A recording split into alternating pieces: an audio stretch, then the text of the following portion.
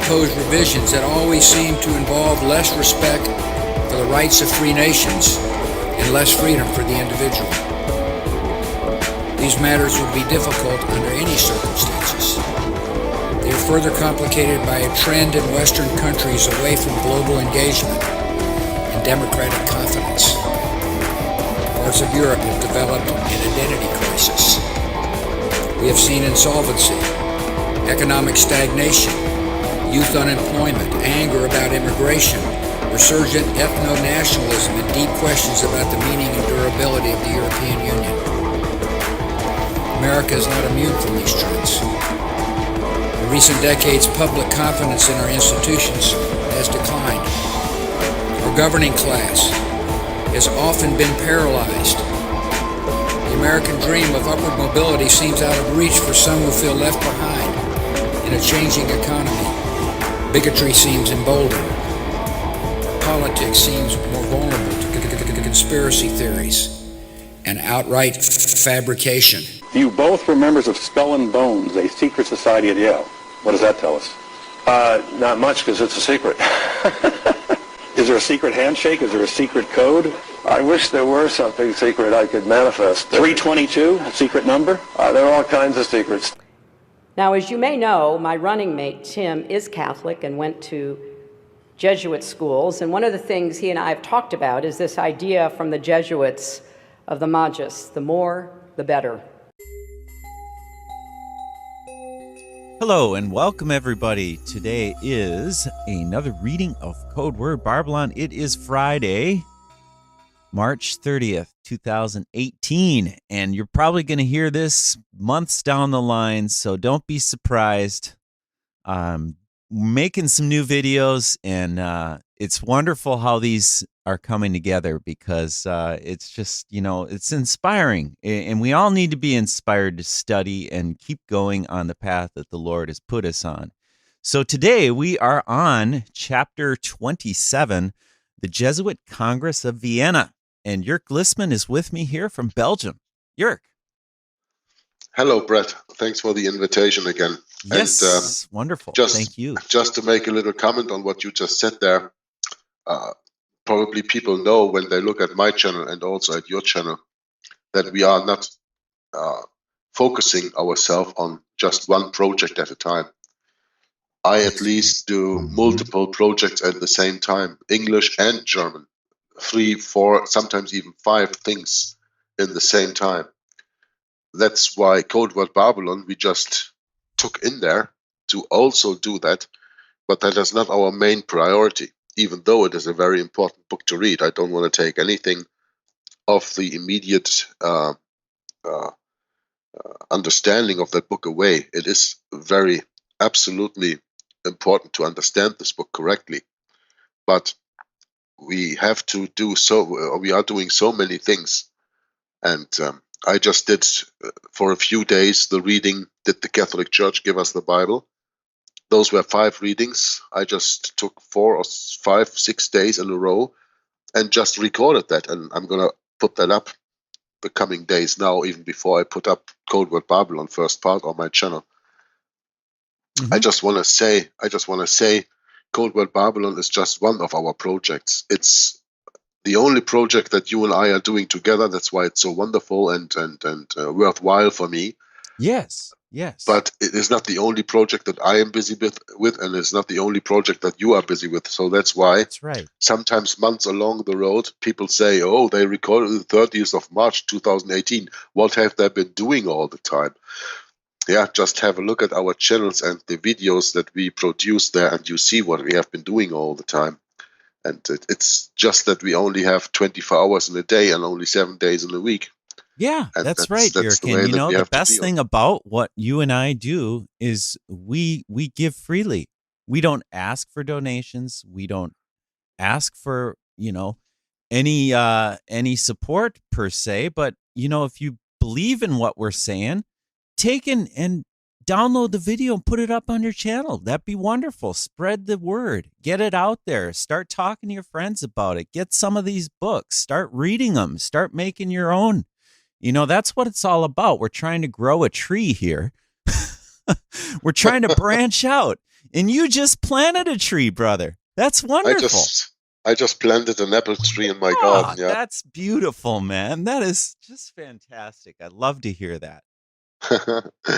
You Yeah. know, it is said of Martin Luther that he said that if he knew he would die the next day, he would plant an apple tree today. So I feel Wow. like Martin Luther a little bit today. Great. That's fantastic. Yeah.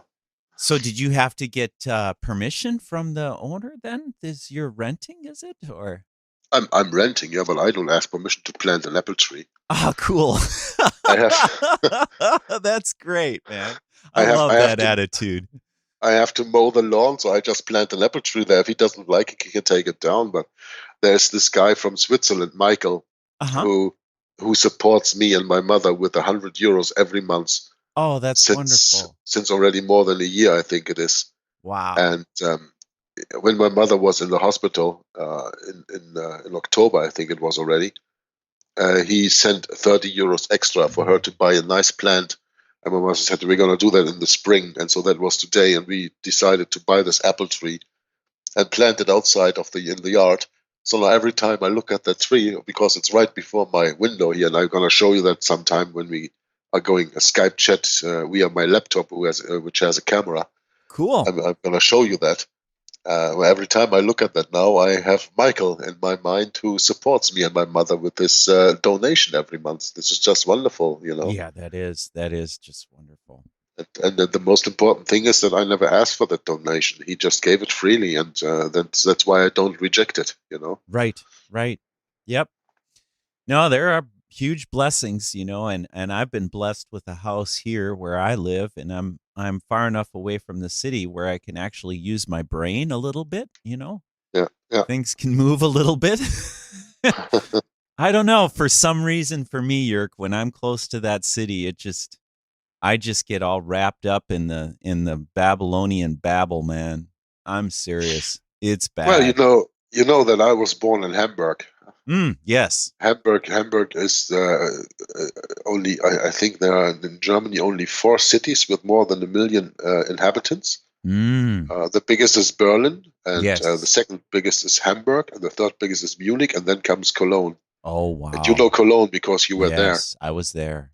And I was born in Hamburg, even though I was born and raised in the suburbs, really in the suburbs in Blankenese, which is an old fishers village outside of Hamburg. When I was in my teenagers years, I spent all my time in Hamburg in the big city, and I love the big city. Oh, no doubt. Today I despise the big Yeah. city. I don't understand what I did there at the time. Well, you know, that's how it is in youth, isn't it? We just, you know, sometimes we get taken and we're not even aware of, you know, sometimes it takes, you know, 40 years to get to where To you're come at. to our senses. Yeah, to come to our that's right. senses, That's yeah. right. You know, and that's why I really relate to that old saying, you know, life begins at 40. You know, I really relate to that. My grandpa used to say it all the time. Grandpa on my mother's side, you know, the farmer would always Yeah. say that all the time. So, you know, that farmer side of the family that I'm from, you know, I really relate to that. But at the same time, I grew up in a city and I grew up with all of this. You know, I'm a musician and I just love the music and all that stuff. But then you find out what the hell's behind this. It just freaks the crap out of me. And that's why I'm so motivated with this study, is because I still have friends that are involved with these things and they don't even bother to look at, you know, well, what's going on with this agenda, this music agenda? What purpose is it? And, you know, they don't look at the Federal Reserve as being a you know Vatican Bank. yeah, Vatican Bank, and that we have these debt. It's just debt currency that we use, so we're just increasing the debt by, you know, getting rich or whatever. It's just so incredibly awful what's really going on. Yeah, to sum it up, Brett, we live in the Yeah. kingdom of Antichrist, Yes. and everything the Bible proposes, we live Yes. in 180 degrees around. Yeah. Where the Bible proposes right measures and weights and values and currency like gold and real value in money, quote unquote money. Yeah. That's right. And we live in a system where we are giving death notes that ain't worth the paper they are written on. No, You know, no. our wages are not correct. We get screwed every day when we have to buy insurance and when we have to pay taxes and all that stuff. We are so living in the Antichrist system, and people just don't understand it. That is the worst thing, Yes. because they are taught from cradle to grave that that's the way it is, and you can't change anything about it anyway. Oh, So yes. people don't go to the search, and the only search that you can go to that can reveal to you that something is terribly, terribly wrong in your life, that is when you get the guidance book of your life, when you get the manual. You know, Mhm. when you buy a car without a manual, good luck to drive it if you've never seen a car before and you don't know what it is. Well, this is the first time that you are living. You have never lived before. How are you going to go through life without a manual? Yeah, that's right. Well, God took care about that. You will have a manual. You only have to find it. And when you find it, you have to accept it. And you have to open it. And you have to believe it. And then you have to live it. And that's the Bible. It is. It all comes down to that. And we can do as many readings as we want on Codeword Barbelon, on rulers of evil, on Roman civil liberty, on Romanism and the Reformation, on all these fantastic secular books out there that tell us what's wrong with this. If we don't have the Bible in the very first place, we're lost. Wow. You know, this chapter starts with a quote from a musician, Stephen Stills. And Yeah. Stephen Stills is actually a very profound musician. And I must admit, I've been influenced by him too. And he's got some great songs. What kind of music does Stephen Stills do? I don't know his name. He did. I can send you some. Actually, I have some here somewhere.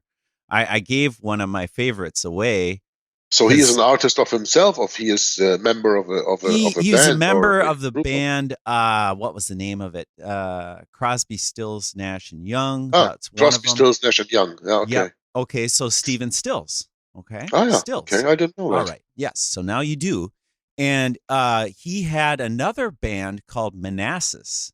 And maybe some of the listeners of our Codeword Barbelon here would be familiar with Manassas. And I should look for that and send that to you. It's a really, really good, just American, what would you call that? Classic rock or whatever. Isn't Manassas one of the 12 tribes of Judah? Very well could be. I'm telling you, that music is something special. And, some of the classics, yeah, sure. Some of the classics, actually do have some important things to say. But then again, if you mix it up with adultery and fornication and, it's not good. It's really bad. It's really awful. So, I mean, it's kind of coming out of the youth, coming out of that whole spirit. It takes a long time, and you just don't see it so easily when you're young because you're just so attracted to all kinds of other things, That's right. And it's all right, Let's go for it. I would propose to go into the reading, Brett. Please, Jörg, I'm ready. I just want to, on beforehand, apologize to my readers. I still have, again, a very hard cold coming down, and my voice is really not that good anymore, and it can happen that I have to sneeze or cough in the middle of a sentence or whatever. For that, I apologize already right here. I'm sorry, but I never feel too bad to do in the recording, and it is not because 5 minutes are screwed up because of body fluid noises that I can spare this whole hour on doing a session on Codeword Barbelon. So yeah, I thought it was really cool, just spur of the moment that you would come and do a session with me, Jörg, because I wasn't planning on it, but all of a sudden I find out we're not working. So, well, at least that I know of. That's just wonderful, and a few hours from here, Sabbath starts, and if you want to do another recording this evening, my time when my Sabbath is here, we can do that also. But, okay, please, Jörg, go ahead and start when you're ready. Okay, so you were mentioning the Stephen Stills and the Jesuit Congress of Vienna 27, chapter 27 of the book Codeword Barbelon 666 Danger in the Vatican starts with a quote by Stephen Stills, and that quote reads, quote, "There's battle lines being drawn. Nobody is right if everybody is wrong. And that is quite something to think about, you know. Mhm. Nobody is right when everybody is wrong. Or if everybody is wrong. That's right. Then is just another remembrance that you should not just follow the crowd, you Hmm. know, That's but right. think for yourself. And That's right. Jesus Christ warned us: broad is the way that leads into perdition, but small and narrow is the path that leads into salvation. Yep. And when you are choosing that path, there won't be so many people in front of you. It won't be that crowded. So not everybody will be on that road. When you're on the road and everybody is on, then remember Stephen Sills. Nobody is right if everybody's wrong. You'll probably be wrong too. Yeah. When on March 10th, 1791, Antichrist Pope Pius VI finally gave his public condemnation of the French Revolution, he knew only too well the real agents of its agitation. 7 years later, he would face the wrath of the suppressed order. 1791, we are speaking of the time that the Jesuits were suppressed by the papal bull or Oh, brief yeah. Dominus ac Redemptor. Dominus ac Redemptor. Around the So, time of the French Revolution, just after that, then. 1791 is just 2 years after the French Revolution. That was in 1789. Man, The that same is the such same an year the United States of America was formed as a nation. yeah, that's an Uh, incredible time period to research too. I'm finding out. Absolutely. Incredible. Now, on February 13, 1798, General Berthier of France under Napoleon Bonaparte marched against Pope Pius VI at his palace in Rome. Entering unopposed, Berthier proceeded to proclaim Rome a republic and demanded the Pope the renunciation of his claim to temporal authority. When Antichrist Pope Pius VI refused, he was taken prisoner, and on February 20th he was escorted from the Vatican to Siena, and from thence to the Certosa near Florence. He was later removed to the citadel of Valence by way of Parma, Piacenza, Turin, and Grenoble, where he died 6 weeks later, August 1799. Napoleon then proceeded to annex all the papal states. Not satisfied with the humiliation inflicted on Antichrist Pius VI, probably on the advice of the Jesuit Abbé Sieyès, Napoleon, at the end of 1804, invited the next pope, Pius VII, who was Giovanni Angeli Braschi, who had studied at the Jesuit College of Cesena, where he received his doctorate in law. So we read here that this pope is called Giovanni Angelo Braschi, and I can't help to think that he was probably family of the pope that came after Clement XIV, who was also called Braschi. You remember that? Mm. Hmm. The treasurer of the Vatican, who was connected um, via the underground lines with Castelfo Gandolfo, where Lorenzo Ricci, the general of the Society of Jesus, was so-called imprisoned at the time. Then Braschi was, after 151 days or so, made pope at the time. So I think because this is the same name Braschi, I think this guy must be family of him there. Hmm. So it says here that he studied at the Jesuit College of Cesena, where he received his doctorate in law, to Notre Dame, France. There Napoleon personally lifted the bejeweled crown previously taken from the Vatican, and in the presence of the proud pontiff proceeded to crown himself emperor. So by that he's clearly giving the sign that not the Pope is crowning the emperor, but the emperor crowns himself. He does not receive his power from the Pope. That's the point that Napoleon wanted to make clear. When you go back 1,000 years from here, the crowning of Charles the Great, the German emperor who started the Holy Roman Empire in 800, he was crowned by the Pope. In opposition to that, Napoleon crowns himself, with the Pope attending and seeing that and being humiliated. To many it appeared that a deadly wound had been finally inflicted on the papacy. We are speaking of the deadly wound, of course, mentioned in Revelation 13. In fact, many Protestants saw these developments as a fulfillment of the prophecies regarding the 1260-year reign of the beast. They dated the rise of the papacy from 538 AD, when Emperor Justinian declared the Bishop of Rome head of all Christendom, to 1798, when Pius VI was taken prisoner by General Berthier. Now, we have spoken in the past a lot about this official, I call it, most and for all, Seventh-day Adventist teaching of the 1260 days, going from 538 to 1798. I did videos enough where I refuted that teaching, and based on Martin Luther's mentioning that Pope Boniface III was made the very first pope. Before that, they were all just bishops of Rome in 606 and 1866, when the French troops were retracting from the Vatican to give them their protection, and then the Italian Republic came in, and Italy was made a republic under Garibaldi. That is the time of the 1260 years. I don't want to go into that in too much detail. I just want to ask the people, don't take everything for granted that you read even in books like this, but do your own research and look the time period up between 606 and 1866.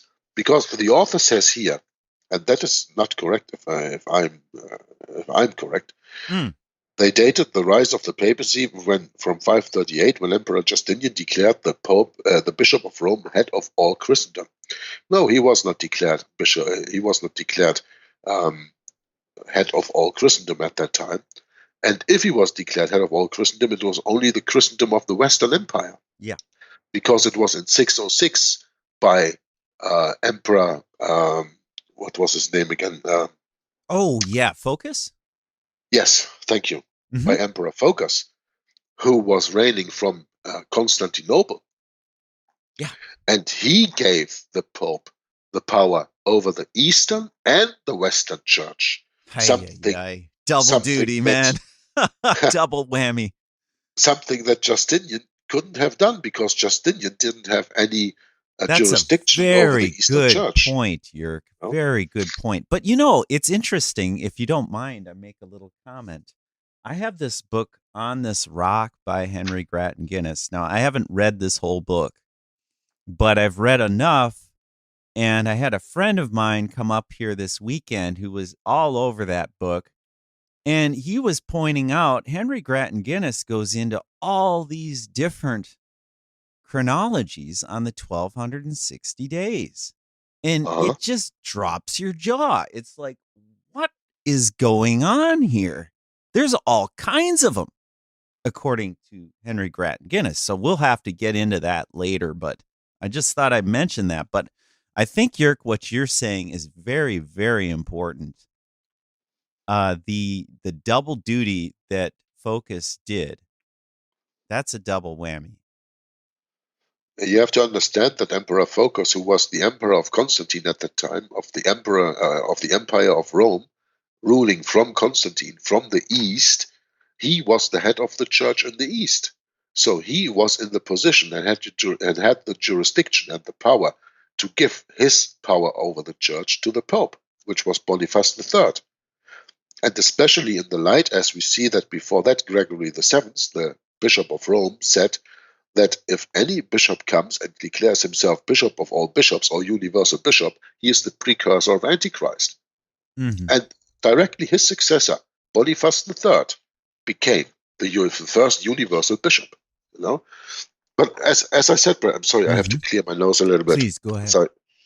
As I said, I don't want to go too deep into this. I mean, if people are interested in this, they can look up Against the Roman Papacy, the playlist that I made with Martin Luther. That's right. I forget which one it is. I think it's part 3 or something. I don't even care which one it is. Let them watch all the videos. Yeah, that's right. That's right. I think it's the one with the focus. There you can see Focus, and then was it Boniface? Yeah, it's in the thumbnail. In the thumbnail, that's right. Picture you can see that. Yeah. The fire in the background. Yeah. So let the people just go to their playlist and avail themselves to the teaching of Martin Luther, who declared biblically, prophetically, that the papacy and nobody else was the Antichrist. Yeah, that's a good reading you did there. I really like that one. Yeah, me too. It's really was good. special. Yeah. Yes, it is. Very special. But let's continue in the book here. P.D. Stewart says, nevertheless, this state of affairs did not last long.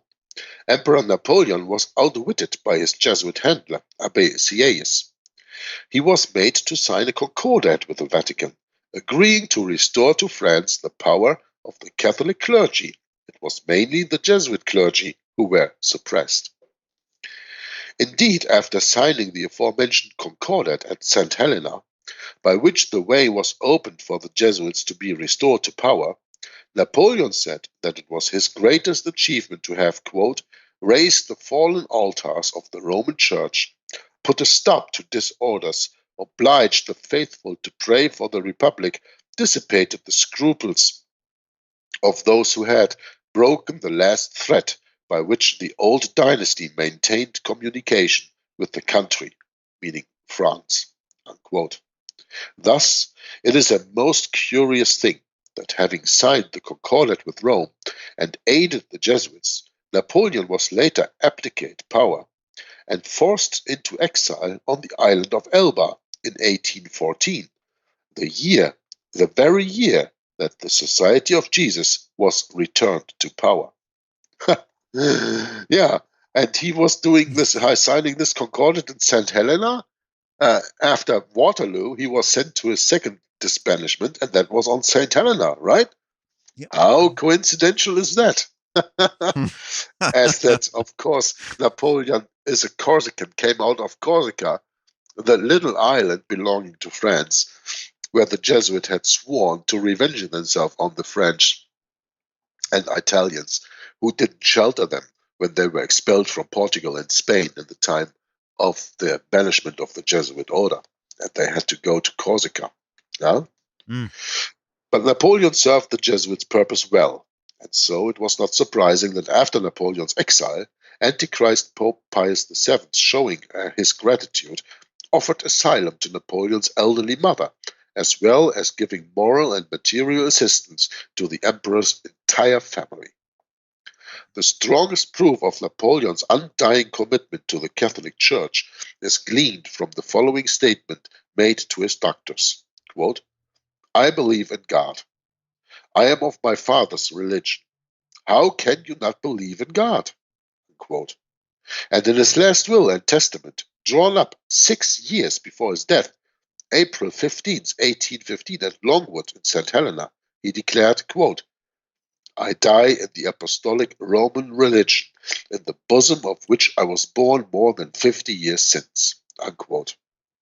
Historian Philip Schaff reveals that in 1819, Napoleon sent for 2 Italian priests, the aged Abbé Buonavita, who had been chaplain to his mother at Elba, and to the Princess Pauline at Rome, and the young Abbé Vignali, a priest and physician, and junior chaplain at St. Helena, and to them he professed his assent and submission to the Catholic faith, and would attend Catholic Mass every Sunday. Prior to his death on May 3, 1821, Napoleon was given extreme unction and received Blessed Viaticum. He died with a crucifix resting on his breast. Schaff assures us, quote, these are indisputable facts, unquote. Philip Schaff wrote a monumental work on the Reformation. I don't have that right here, because here in the footnote is mentioned another work of him, but I have that on my computer, and I think it is more than 3,000 pages altogether, the different volumes. Work also that absolutely needs to be reassessed sometime if one finds the time. Right. But Napoleon, what I personally find interesting about reading about Napoleon here is when I was a youth, I bought a book that was called Who Killed Napoleon, or Napoleon's Murder. And I read that book, and I learned that Napoleon was killed by his butler. and he was poisoned. Of course, at that time, I didn't know anything about the man. Jesuits, and the Jesuits, of course, being the masters of poison. Right. But they exhumed his body years later and found arsenic in high concentrates in his hair. This is where the poison grows out of your body. So they knew he had been given arsenic for a long time of his life. And he was poisoned by the Jesuits, probably. Interesting. Yes, there's a footnote number 2 here too. Did you see that one, Jörg? No? Despite Napoleon's many public attacks and denunciations of the quote-unquote men in black, he was still very afraid to take any serious steps to limit their work or that might decrease their influence, unquote. Yep. The Jesuits still frightened the powerful, quote unquote.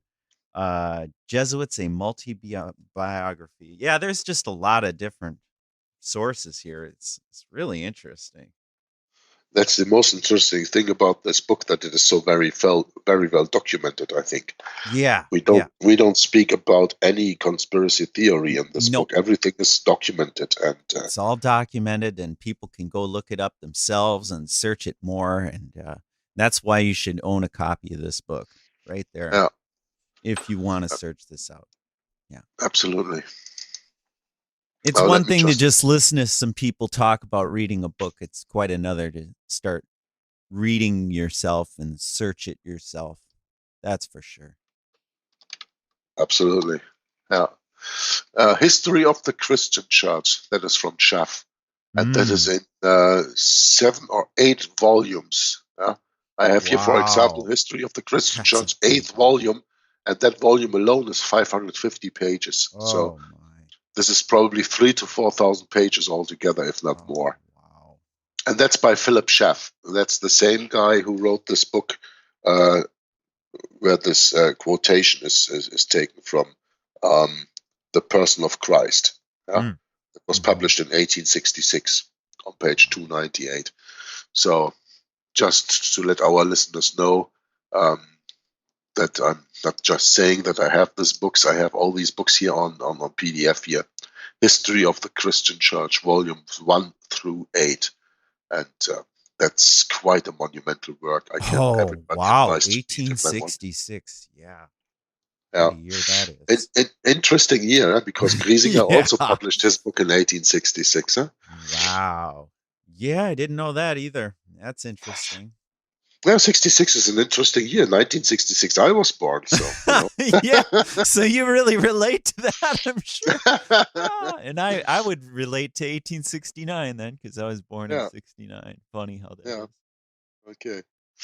But anyway, we don't get into birthdays because we know what the Bible says about birthdays.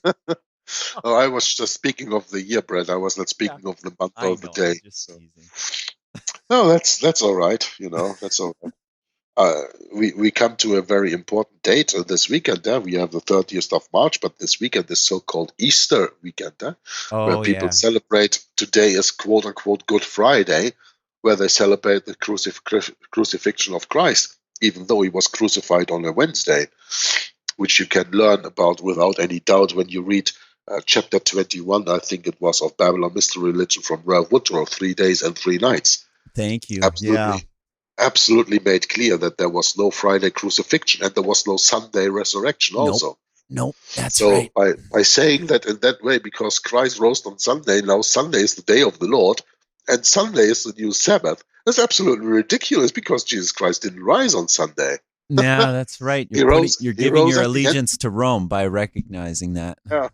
He rose at the end of the Sabbath, when it was getting dark. Yeah. Yeah.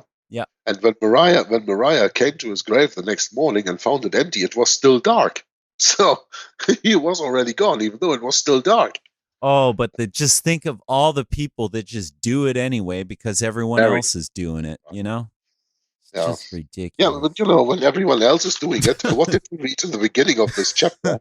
Nobody's right if everybody's wrong. What everybody does doesn't have to be right, only because everybody does it. Oh man, welcome to Babylon Revisited. Yeah, that's what we live in. Yeah. So now we're gonna read. Now we're gonna read about the Congress of Vienna. Yeah. Hard upon the heels of the upheaval caused by the suppression of the Jesuits came the Congress of Vienna. It has been commented that it was too much of a coincidence that Antichrist Pope Pius VII would resurrect the disgraced Jesuit order to their former glory by the bull of August 7th in 1814, just in time, some say, for them to oversee the Illuminati-controlled Congress of Vienna. The Congress of Vienna, that ran between the 1st of November 1814 until the 8th of June 1815, held following the First Treaty of Paris in 1814, was an international conference called to reorganize Europe after the removal of Napoleon, to restore the balance of power. According to historian Emmanuel M. Josephson, it was the Congress of Vienna that, quote, the Jesuits' war on the Vatican was terminated, and also by the secret 1822 Treaty of Verona, unquote. And I remember that I told you already in the last broadcast that we are speaking actually about 3 different meetings, and we will read about that. I don't mention this now because we will read about this at the very bottom of this page. So we're going to come to that. I don't have to jump forward with my own comments here. That is a nice thing on this book. Sometimes I don't even need to make a comment because the author mentions it in the writing itself. No. So, yes, it's excellent. Discussions at the 1814 Congress revolved around the creation of a federation of Europe, the EU, or the European Union, formerly the European Community, the EC. Yeah? The whole purpose of the Congress of Vienna was to create a federation by which they would have complete political control over most of the quote-unquote civilized world. A year later, by the Act of Confederation, June 8, 1815, a German confederacy was set up to replace the old Holy Roman Empire. You know, Napoleon destructed the old Holy Roman Empire of German nation that was ruling for about 1,000 years. But the year of 800 was Charles the Great, who was crowned emperor at that time, until the end of the Napoleonic Wars in the beginning of the 1800s, so 1,000-year Reich. And now you know why Hitler wanted to have a 1,000-year Reich. He just wanted to have the same thing again. That was started already with Emperor Charles the Great in the beginning. That's right. He wasn't starting anything new. He wanted the same thing again. It was always the dream, and we learn this even when we read the Bible, it was always the dream of the papacy to have a Europe, or a quote-unquote the civilized world, united. Now, let me ask you one question. What is all this quote-unquote New World Order stuff going about? One world religion, one world politics, one world government, one world military, one world religion. What's that different than this? And you are telling me the New World Order is a conspiracy theory and is new? Nope. It is already put out in the open in 1815. Yeah. That's 103 years ago from where we are today. That's right. Yeah? But it is not because it is not taught. It is because it is not taught to us that people are so ignorant about this. Oh, of course. I mean, it can't be taught by all the power that resides in our institutions. They can't teach us this stuff. And, you know, it's really, really interesting, Yerk, when you just sit and start questioning this. And, well, why would they want to hide this? It becomes pretty obvious. They have power in hiding things. And that's what Satan does. He always likes to change the mask so you can't see his face. And he just uses vessels. Yeah. You are not to understand the Hegelian dialectic. You are not to identify the thesis. You are not to identify the antithesis. And you surely are not there to identify the synthesis that comes along. And when you have the Bible as your basis of authority, as I do for my conscience and you do, and you study history with books like this, then of course it is easy to point the fingers to what is the thesis, what is the antithesis, and what is the synthesis.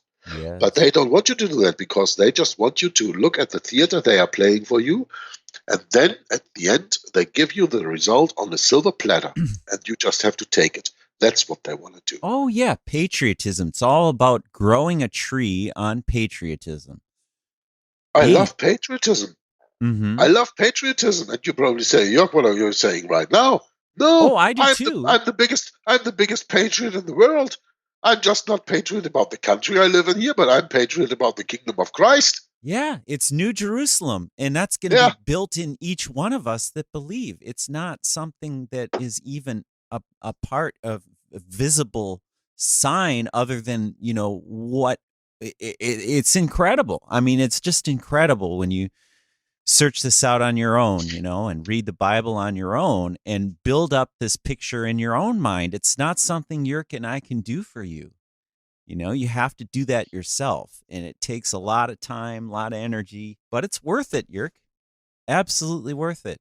There's nothing more rewarding than having a better view of the Christian goal of salvation through sanctification in the Bible, and reading your Bible, getting to know the scriptures better, memorizing the scriptures, and then working them out. Long process, right, Jörg? Yeah, absolutely. Just you go on for a moment. Sure. Saying something, because I have to look something up here. Please go ahead. And, it's interesting. This author's going to mention Bill Hughes here. I got it. Yeah, that's coming up. Yeah. No, I was intrigued by the day of the Act of Confederation, June 8th, 1815. A German confederacy was set up to replace the old Holy Roman Empire. There is something that we should not leave out of our sights. I live over here in Belgium. I live here in Louvain. Mm-hmm. And I am living just 50 kilometers away from Waterloo. Oh, wow. And do you know what Waterloo was? Waterloo was the battle that finally defeated Napoleon on the 18th of June, 1815.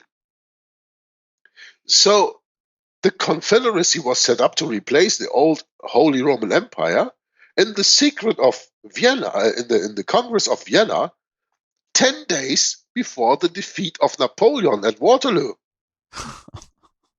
Well, then you don't have to ask yourself anymore, why did Napoleon lose? Because it was already their minds were already made up that there was coming a new confederacy to set up and replace the old Holy Roman Empire, and Napoleon had no part in that. Mm-hmm. And I was in Waterloo, I think three times at least in my life. You can watch that battle there in animated stuff and all that stuff. It's interesting, but it's probably going to be more interesting for me to return right now when with all the knowledge I have gained in the meantime, of course. Right, that's right. But just because I read about the 8th of June, I said, wasn't that the day that Napoleon was defeated? No, that was the 18th of June, so 10 days after. Wow. So they are having a Congress in Vienna where all the rulers of Europe come together and decide that there will be made a new confederacy that was set up to replace the old Holy Roman Empire. And in the meantime, Napoleon is battling in Waterloo and just shedding blood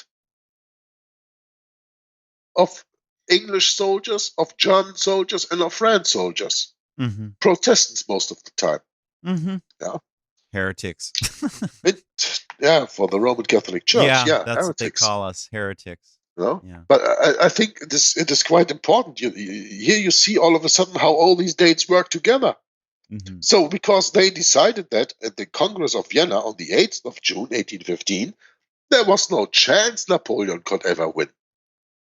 So if there was no chance Napoleon could ever win, do you know what more is intriguing about this stuff? Mm.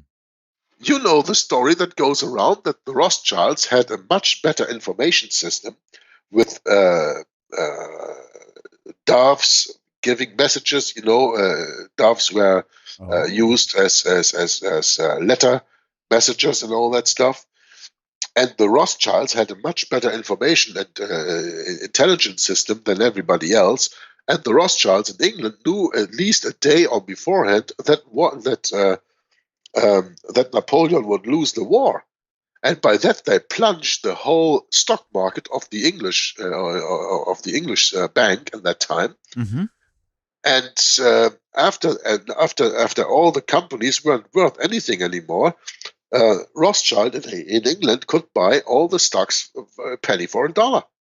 The same stuff they did 1929 with the Black Friday, That's right. And by that, the Rothschilds got their immense power that they have. But therefore, we have to remember that the Rothschilds are the guardians of the Vatican treasury. Yeah, that's right. So now we read all of a sudden that on the 8th of December, the Jesuits determined that there is to be a new confederacy to set up and replace the old Holy Roman Empire before 10 days before the Battle of Waterloo was decided anyway. So what does that do when you have two clicking brain cells in your brain and they work together? What does that do to you? Can't you see the combination that's going on? How you see that it's all coming in together all of a sudden? Sure. They didn't even need a better quote unquote information system with couriers or doves and all that stuff. They didn't need that because they knew the outcome of the Congress of Vienna. Mm-hmm. Of course they knew it because they were agents of the papacy. Yes. They are. Right. They still are. They not only were, they still are agents of the papacy. They are the guardians of the Vatican treasure. Not they were, they are still today. And what does that give? Well, how long, Brett, how long did the Jesuits struggle in the 17th and also in the 18th century to get a hold on England? Oh, man. Quite a while. The Armada, the Babington plot, the gunpowder plot. Yes, that's right. That's right. Charles I, Charles II, all this stuff that was going on there. The Jesuits tried to get a hold on England all of a sudden again. Yep. Now, isn't it that then surprising that Lord Rothschild said, I don't care who makes the laws as long as I control the money supply of the country? Yeah, that's right. And all of a sudden, he is in control of the money supply of England. Yeah. But who is Rothschild? An agent of the papacy. Yeah. So, who is back under the wings of the papacy from 1815 on after the Battle of Waterloo? England. And the Jesuits won. Yep. And just a few years later, in 1813, you have the Oxford movement and the Catholics coming out, out in the open, giving back their power with the Emancipation Act. Yes. I mean, this is so incredible. It is incredible. When you just think about this. Yeah, I mean, this is real history, how you have to understand it. Yeah. I didn't know that when I started reading this chapter, man. That's interesting. And listening to you, I just can't help but think of this Bible verse of be in fear and trembling before the Lord, because in listening to your voice, it sounds like you're trembling right now because, this is incredible how history is this drama unfolding that, at the time they may not have seen it that way because they were suffering such great loss. But now where we're living, the places we're at, we can look back on this history now and study it and look at all these different points of view. Also because the people were compartmentalized at that moment. Yes, and that's always how it works. They didn't know the whole picture, but we don't know today. That's right. We don't know the whole picture today. We today, with our view back from 2018 to 1815, we have the possibility to put these little pieces together. Yes, that's right. And to actually form a mosaic or a zigzag puzzle and put the pieces in the right places. And all of a sudden, we see the right picture there, That's right. And the deeper we go into researching the books, and especially these historical books, Jörg, that you've read, like the one from 1545, Martin Luther, against the Roman Papacy, an institution of the devil. That is an incredible work, and it really helps to clear up some things about who is Martin Luther, and he was struggling just like we struggle today. It's no different. Absolutely. No, it's no different. But the thing that's different, of course, is that we're living in a different time, and we have all these different ideologies and Yeah, but every social time has its own programs. challenges, Brett. Yeah, exactly. Every time has its own challenges. Oh, absolutely right. It does. And if today you meet a Christian who says that he is not trembling and that he is not fearing, then he is not a Christian anyway. So Yeah, that's right. That's right. That's true. That's true. So- And I hope and pray that those people can snap out of it. They can come out of this delusion the same way I came out of it. yeah, And just come to the realization that, we have been deceived and we are going to have to, change it up a little bit, or a lot, And it's a very unjust antichrist system here, no doubt about it. now let's continue reading because maybe we can finish the chapter Please. within due time. Please. Because it would be stupid to start half a I page agree. in the next reading, I agree. But okay, therefore, I just don't want to rush through it, Brett. No, but I'm we going to can't tell really. you if we this can make a longer version. It's no big deal. I just wanted to say, if this takes an hour and a half, then so it doesn't be matter. Yeah. Let's do it because there are a lot of things to talk about here because we're getting into the meat of this book. I mean, we're right in the middle of it, smack Absolutely. dab in the middle of it, and it's really starting to come together. So the author continues on the final paragraph on page 279. He says, Bill Hughes, author of The Secret Terrorists and The Enemy Unmasked, has written about this and a series of other important historical meetings. Quote, these 3 meetings at Vienna in Austria between 1814 and 15, in Verona in Italy in 1822, and in Chieri in Italy in 1825, were held with as much secrecy as possible. That's why you don't read much about the secret treaty or meeting of Verona and Chieri. Vienna, everybody knows, but the other 2 are really kept in the dark. And that is so interesting to be busy about that. However, one man attended the first 2 meetings that would not be silenced. British Foreign Minister George Canning contacted the US government to warn them that the Catholic monarchs of Europe were planning to destroy the free institutions of America. Now, Bill Hughes adds, quote, during this Congress of Verona in Italy in 1822, it was decided that America would be the target of Jesuit emissaries and that America was to be destroyed at all costs. Every principle of the US Constitution was to be dissolved and new Jesuitical principles were to be put into place in order to excel the papacy to dominion in America. What did Obama say about Jesuitical principles? You have that quote. Yeah. Please, Brett. Oh, yes.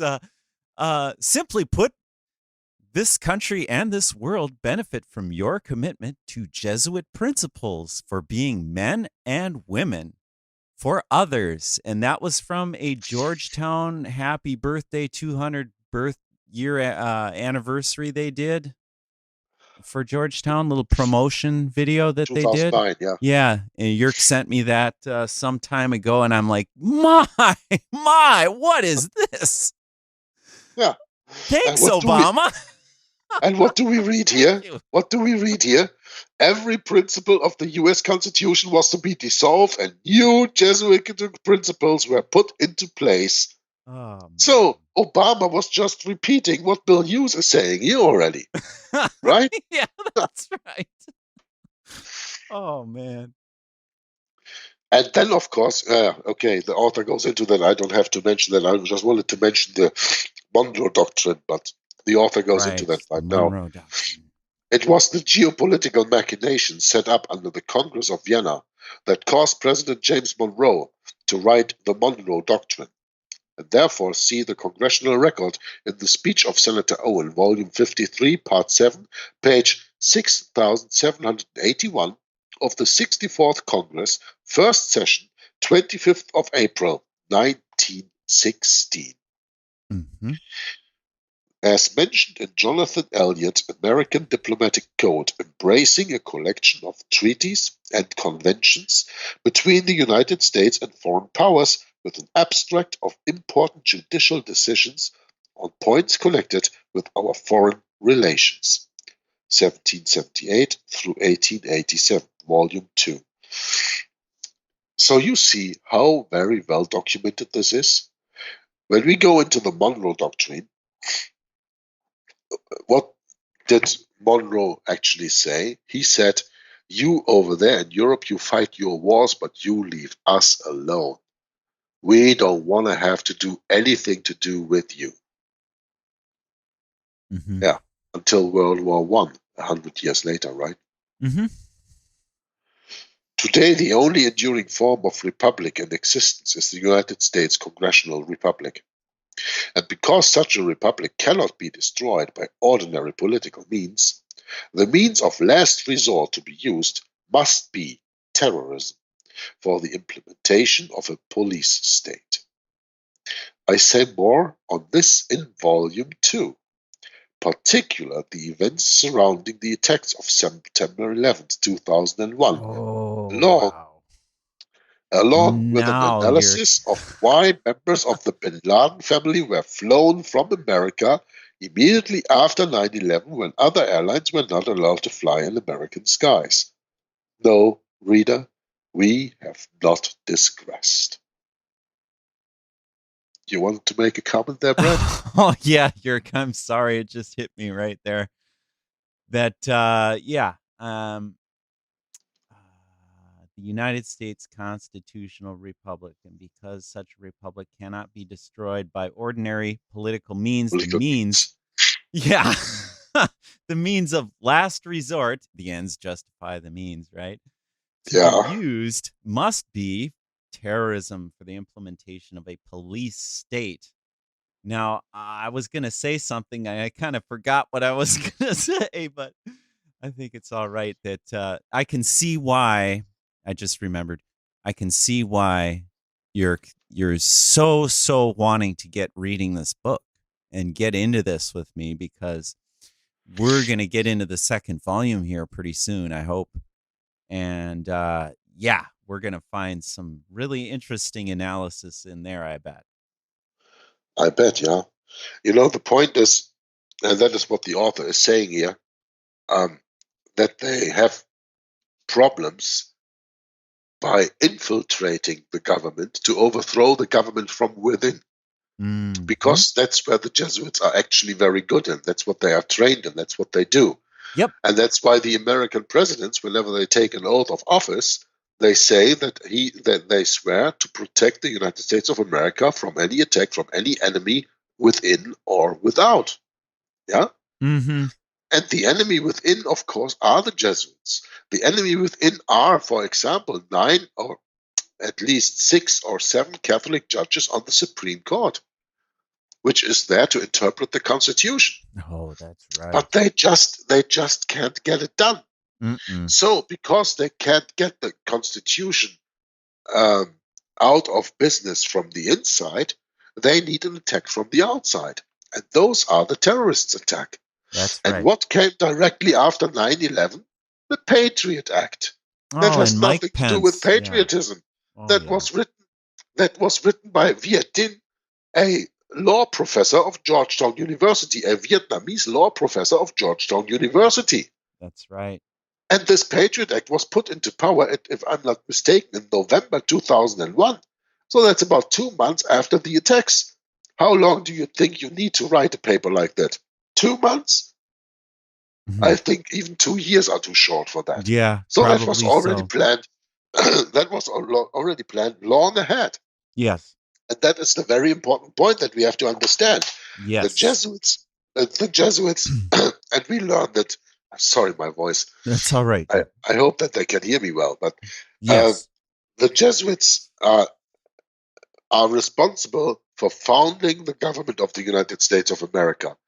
And when you have any doubts on that, just read the book Rulers of Evil and read the book The Ark and the Dove by Amos Ives. Oh, I'm listening to Tom right now with that, and that your recommendation is so spot on. I think it was if anyone has access to his archives, if you go to First Amendment Radio and become a member of First Amendment Radio, you have access to the archive.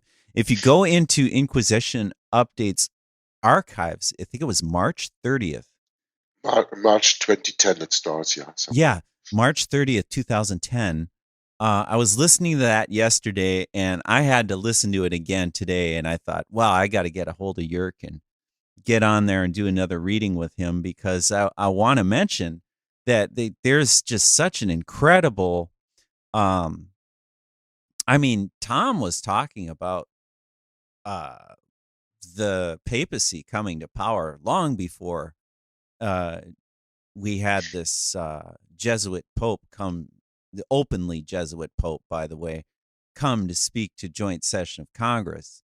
I mean, it's I don't know. That still just kind of blows my mind how most Americans just kind of brush that off and overlook it. They just it just doesn't register because they're not aware of what Protestantism really is.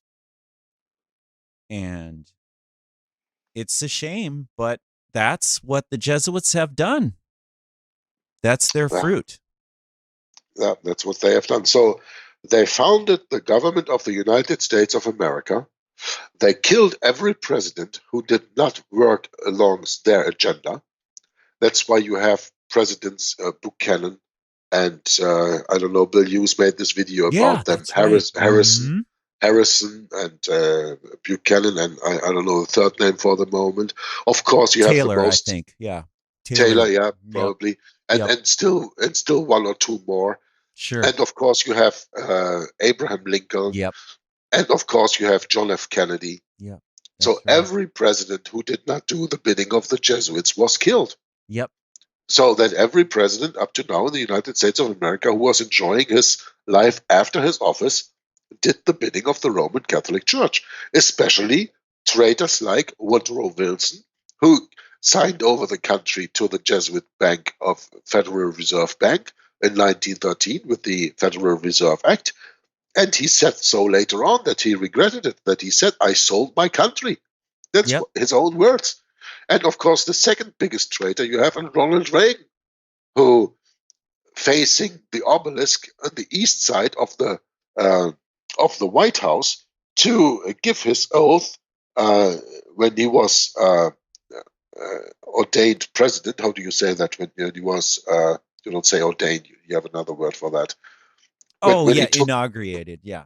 Inaugurated, thank you. Yeah, sure. When he was inaugurated as president of the United States, he faced east. He faced the obelisk, and with that, giving a secret sign to Jesuits all over the world to tell them that all the Protestant churches in the United States of America had been conquered by the Jesuit order.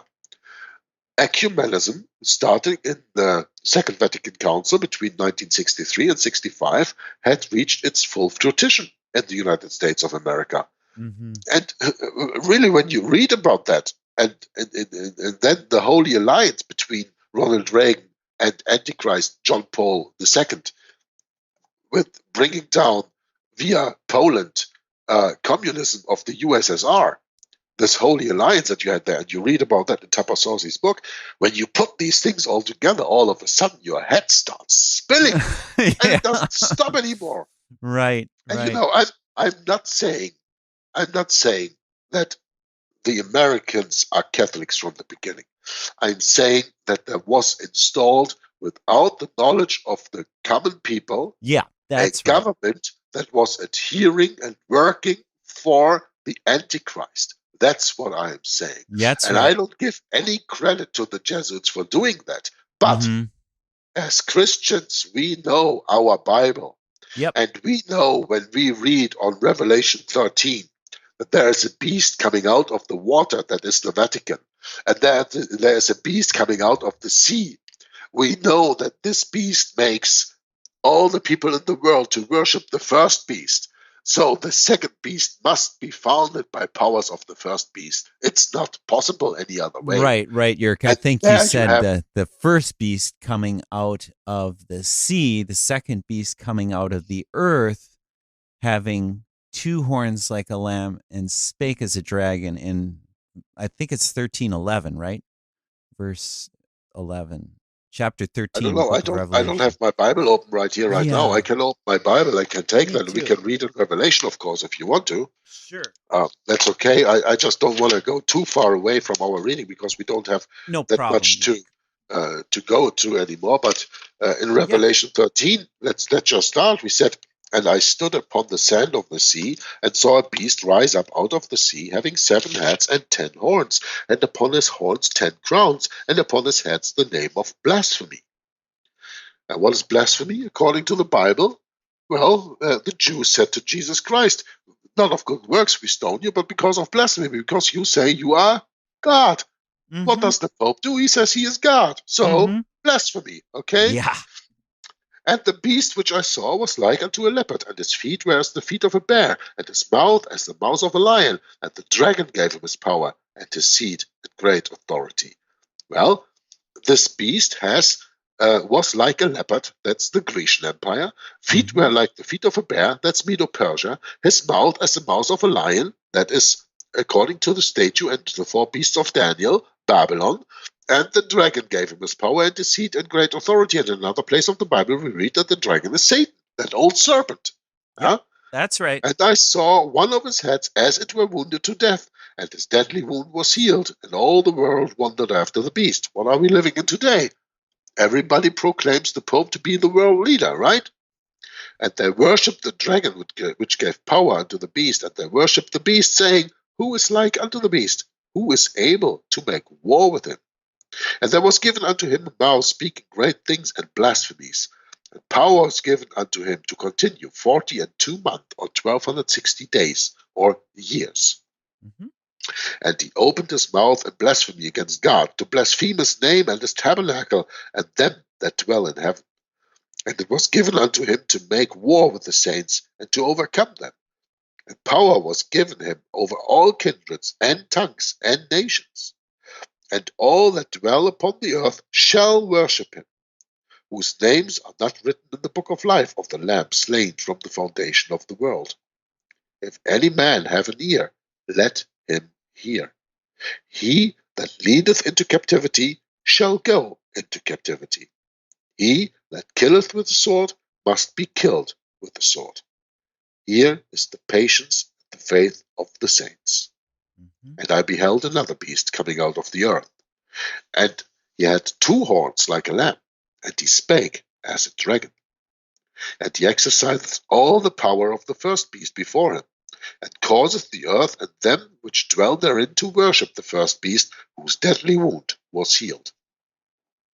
And he doeth great wonders, so he maketh fire come down from heaven on the earth in the sight of men, and deceiveth them that dwell on the earth by means of those miracles which he had power to do in the sight of the beast, saying to them that dwell on the earth that they should make an image to the beast, which had a wound by a sword, and did live.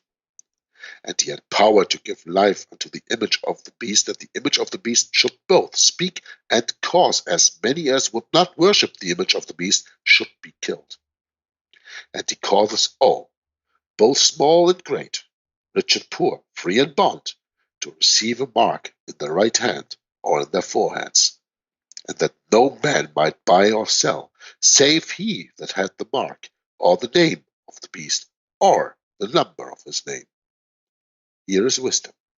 Let him that hath understanding count the number of the beast, for it is the number of a man, and his number is 666. That's right. I just love it when we can put the Bible into readings like this. Mm-hmm. And I think that there's not anybody who is listening to us that has not yet read Revelation 13. But the point is that we have to understand that the United States is from the beginning founded on Jesuit principles. That's and right. I'm speaking of the government. Yep. I'm speaking of the government and not of the people. The people are gullible and they don't care. They have been given so many freedoms. And do you know why, Brett? Oh. Because the freer a man is, the farther he is from God. But when persecution comes, That's and true. prosecution, then all of a sudden you turn to God, because you have nowhere else to turn anymore. And that's why you guys in America were made so free. Yes. Yes, that's right. because that way you lost your sight for the Lord of Heaven. Mm-hmm. Yep. Just another device of the devil to do so. Yeah, it sure is. Worked really well. So P.D. Stewart is announcing here in volume 2, so of course he wants to sell this book also. I have that book here, and there's no doubt that we are going to read that volume 2 after we read this volume 1. Yep. But I just want to make the point very clear that it says here, today the only enduring form of republic in existence is the United States constitutional republic. And because such a republic cannot be destroyed by ordinary political means, meaning from the inside, that means the means of last resort to be used must be terrorism for the implementation of a police state. So when they cannot turn around this state from the inside because they just cannot get rid of the Constitution, they just cannot get rid of the Bill of Rights, they have to do that with an outside threat. And remind you, Ronald Reagan was already the one who said that. Because he said the exact same thing. He said, wouldn't we all, as people in this world, come together if we were faced with a threat from aliens tomorrow? Yeah, that's right. Yeah. And you are speaking about the people who are fleeing into the United States. He said that from the illegal. United Nations pulpit there, right? Yeah, he said that. I think so. Yeah, we could even put that in the video here just for the fun of it. That'd be kind of cool. Sure, you Why can not? do that, yeah. Yeah. But the point that I wanted to make is now you call your the people immigrating into the United States of America illegal aliens. Yeah. How right was Ronald Reagan with his aliens? But you, of course, were thinking of flying saucers and Independence Day stuff. No. I mean the movie, yeah, Independence Day, yeah. Yeah. But no. These aliens that are coming into your country are Catholic infiltrators from Mexico, Middle and South, and South America and Mexico, because they are all Catholic. Mm-hmm. And they are, quote unquote, illegal aliens. Well, you know what's interesting, Yerk? There's your alien invasion of Ronald Reagan. You know what's interesting though, Yerk? You know, one of these quote unquote illegal aliens I was working with a while back, and I got to talking with him a little bit about, you know, some of my personal beliefs. And he confessed to me that he actually was raised Catholic, and he doesn't believe it. He doesn't like the Pope. I was like, wow, you mean there's Protestants here too? Well, I don't know. It could be that, you know, some of those Mexicans coming across the border here aren't all that bad after all. Well, I'm not saying that all Mexicans and Latin Americans that come over the border are bad. No. I don't say that. Please don't quote me wrong. But it's a Roman Catholic country. But the problem is, Brett, you are Catholic, whether you are maybe you are not spiritually Catholic, but you are made Catholic through Roman Catholic canon law. And not only but we're also made Catholic through the doctrines that they teach in the churches, even the Protestant churches. That's right. Just watch that video from Richard Bennett, Vatican Control Through Civil Law. Yep. That means that you are Catholic without even knowing it. Yeah. You don't go to Mass, you don't take the Eucharist, you don't take the sacraments, whatever, but you are Catholic because of your education in school and university. That's right. All the principles work on that. And because you watch this devilish television and all that stuff, you are Catholic to the core without even understanding it. Yeah, that's the problem, Yerk. You just nailed it. That's the problem. It is. That is the real problem. Giving heed and giving credit to something that is so contrary to Christ to begin with. Yeah, absolutely. I mean, this is what happens when you become an avid listener to Inquisition Update. I mean, I'd rather not even listen to anything else. I'm done with it. I'd rather just study the old books and learn what we had. This is far more interesting. Absolutely. I Yeah. mean, forget about the rest of the world. I could care less. I was with one of the contractors the other day, and he's like, "Well, what's your favorite radio show?" And I told him, Inquisition Update. And he's like, "Well, what's that?" And I says, "Come on, just think about it. You read Fox's Book of Martyrs, right? Well, that's what it's all about. You know, nothing's changed here. The only thing that's changed is the mask. That's it." Yeah. The appearance, Yep. the utter The appearance is changed. Yeah. Yep. And I think he got it. You know what? I think he got it. But the problem is that maybe you get it for a minute and then you just go right back into the old program here, the political and bottomless pit of politics here. Yeah. It just never stops. Well, it'll Okay, stop no. one day. Suddenly. Yeah. I don't know when, It will. but don't ask me. I have no idea. I don't know when either, but I know how. Right. Yeah. I know how. It will stop when the stone that is not hewn with the hands out of the mountain will crush the statue at the feet of iron mixed with miry clay and bring the whole statue back to powder. And that powder is with the wind taken all over the world and never to be seen anymore. And that little stone becomes a mighty mountain encompassing the whole world and being a kingdom that will be forever, the kingdom of Jesus Christ our Lord. Very well said, brother. Now, let's go back to the last paragraph here on page 280 to bring this reading to an end. As Dr. Wiley observed of the sons of Loyola, it is they who rule this world, as far as they are concerned, whatever law, custom, or venerable office, and legal or other authority that stands between them and their purposes, their constitutions direct that, quote, they are at liberty to throw down and trample underfoot as a vile and accursed thing, unquote, as though they were above all laws, like a self-anointed aristocracy. The moral maxims of the Jesuits, says James Edgar Wiley, are to be put in force against kings as well as against peasants, unquote. The Church of Rome has made it clear that, quote, the nation and kingdom that will not serve me shall perish, unquote. As Sarpi profoundly observed, quote, whenever and wheresoever the Roman Catholic Church has been in the ascendant, it has been a political institution, and whenever or wheresoever it ceases to be a political power in the land, it instantly becomes a political conspiracy, unquote.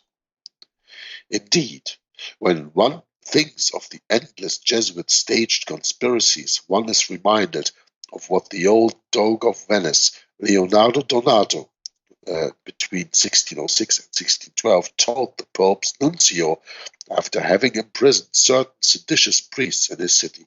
Quote, go back to Rome and tell your master, Pope Paul V, that there is never a deed of shame done in any part of the Republic, but some worthless priest is at the bottom of it. Unquote. This we shall shortly prove to be true when we come to consider the American Civil War, one of the darkest parts of history, because people are told that this was just to set slaves free who had black skin color. And at the end of it, every American became a slave and still is a slave today. Instead of being freed, everybody was made slave. That's right. Yeah, that's gonna be interesting in the coming chapters.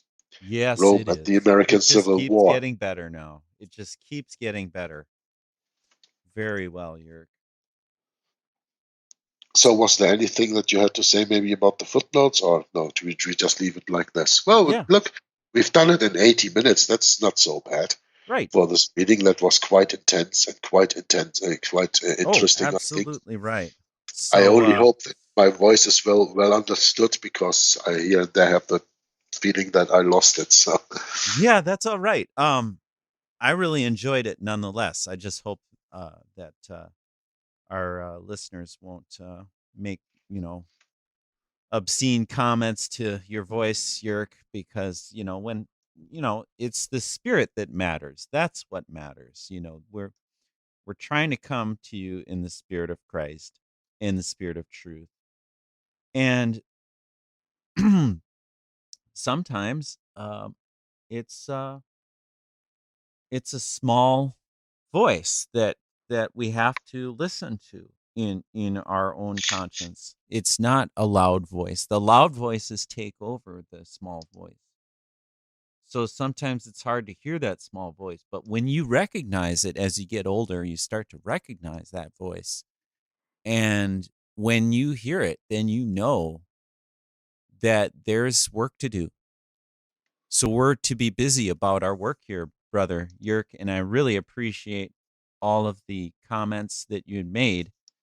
Right in line, spot on with this chapter, the Jesuit Congress of Vienna. So I'm ready to close it up. I was just looking up in the James Aiken Wiley History of Protestantism. I think he's got it as in volume 1. It's actually volume 2, book 15. About the Jesuits. Yeah, the Jesuits. So yeah, it's really some good reading in there, I'm sure. Yeah, we started in the beginning of this book. Maybe we should do that at the end, though, because then we'll have a lot under our belt when we get done with these 2 books. Yeah. Mm-hmm.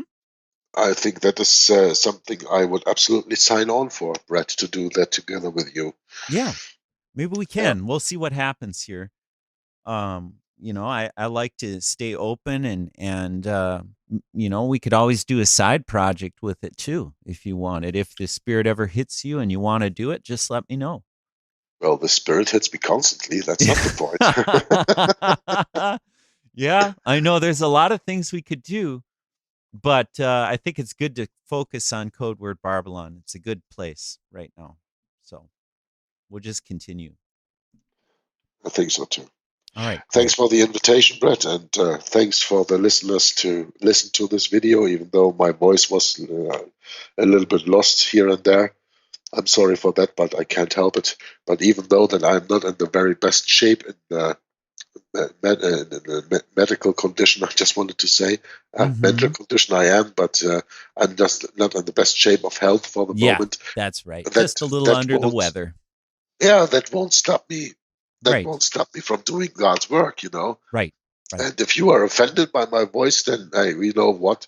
You turn to another channel. There are millions of YouTube channels out there, and everybody gives you what he wants. But here you get the unbridled truth. Maybe not in the voice that you like to, but this is the truth and nothing but the truth. There we go. And with that, Brett, thanks for the invitation, and I see you later. And I leave the closing remarks to you. And I thank the listeners for watching and listening and commenting. And also, again, I cannot repeat this often enough. Do your own research. Read these books for yourself and start with the most important book of all, the Bible, the King James Bible, the 1611 King James Bible for yourself. Thanks, and until next time. Maranatha. God bless, and thanks, everybody. And read your Bibles, and all roads lead to Rome. We're going to close down the session for today, and we'll catch you next time. Bye-bye.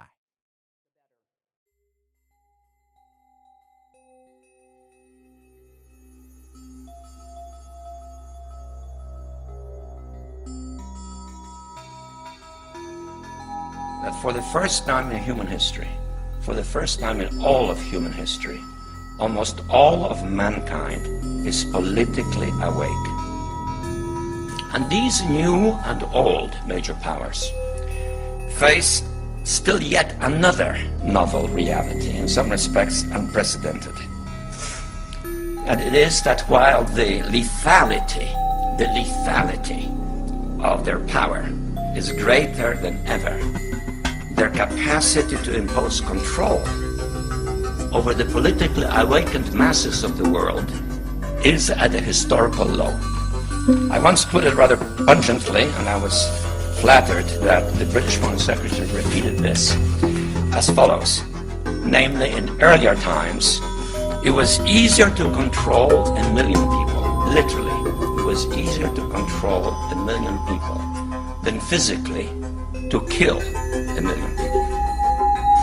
Today, it is infinitely easier to kill 1 million people than to control 1 million people. It is easier to kill than to control. We're at the very beginning stages of a very brutal and bloody conflict. And I believe that we've come horribly off track in the years since the fall of the Soviet Union. And we're starting now in the 21st century, which I believe strongly is a crisis both of our church, a crisis of our faith, a crisis of the West, and a crisis of capitalism. His son Jesus is here in our midst. His bride, the church, is honored to host an event affirming the dignity of the human person and the sacredness of all human life. I think Russia is no longer a communist state, first of all. That's very important to realize.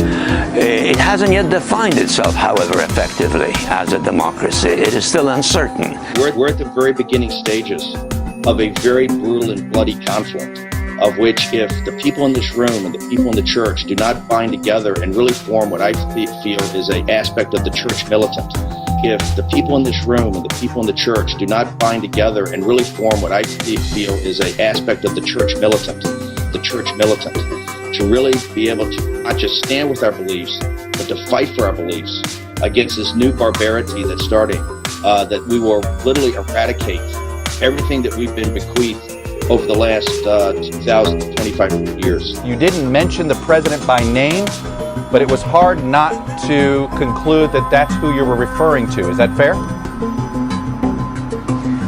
I was certainly referring to the threats that we are now facing with this stated goals of this administration, which would upset the last 70 years of a new world order which was established after World War II. 70 years based on human rights, respect for the law, free trade, all of the things, aspects of this world order that took place after one of the most horrific, terrible wars in history, and I'm for maintaining it.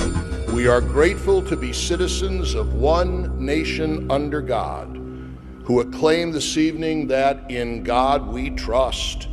Bless our two candidates, our benefactors, and those whom the L. Smith Foundation has been honored to serve for 7 decades.